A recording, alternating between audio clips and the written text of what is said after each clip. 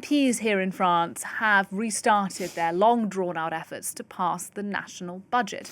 Our foreign editor, Angela Diffley, with me to talk a little bit about this. Angela, what's being debated today in the lower house of Parliament? Tell us a bit about this long budget conversation.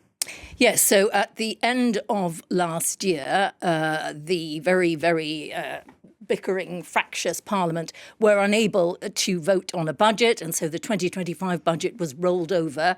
But that can only be a temporary measure, and the hope is that a new budget can be agreed on by the end of January. That's what the Prime Minister would like. It is looking very difficult. We should already note that in order to pass a separate but related social security bill at the end of last year, the government had to wheel and deal intensively with the Socialist Party and ended up agreeing to freeze what was Macron's flagship reform, the boosting of the retirement age from 62 to 64. They have already had to give up that. There isn't very much left for them to give up.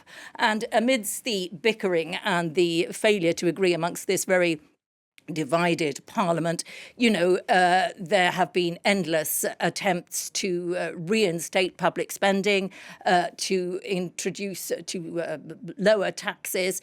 And the object of the budget is to try to curb France's deficit. And this is looking harder and harder. And so the result is, the government's ambitions today are really very reduced.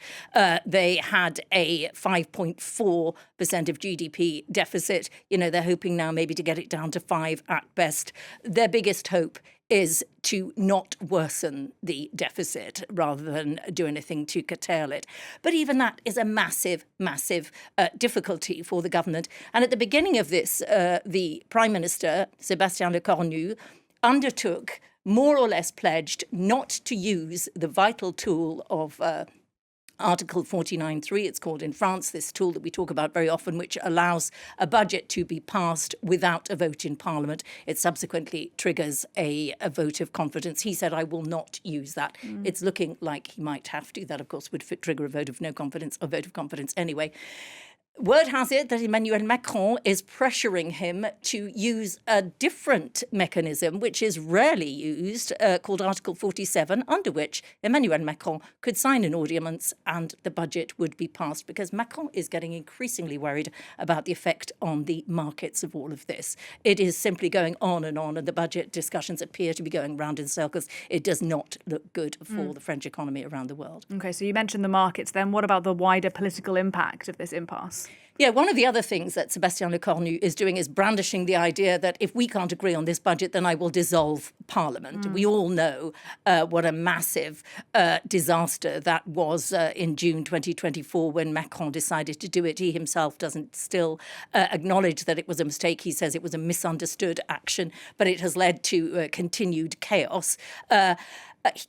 Lecornu brandishes that threat, saying, I can dissolve Parliament. The reality is that probably it could be an effective threat, because not many of those deputies, those French MPs, will want Parliament dissolved.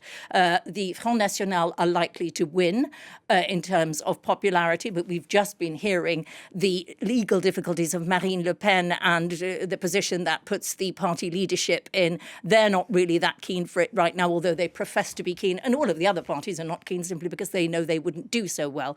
Beyond all that, that is a threat that's being brandished. But beyond all that, it is hard to describe the disgust of the French people over all of this. Everybody you talk to has completely lost interest in French politics. Ordinary people that you talk to just express far worse than disillusionment, outright disgust at the political class, at this constant bickering, this failure to agree on anything. That is really damaging. In terms of Emmanuel Macron, it's all very damaging for his legacy as well, because slowly the business-friendly reforms that he put in place and that he probably wanted to be his legacy are being sacrificed in order to reach agreement in this very fractured Parliament. So it's very difficult, however you look at it. These budget discussions will not not be straightforward. We will wait to see. The threat brandished by Le Cornu is that there will be parliamentary elections in March alongside the already scheduled mayoral elections, in which the Front National are expected to do well as well.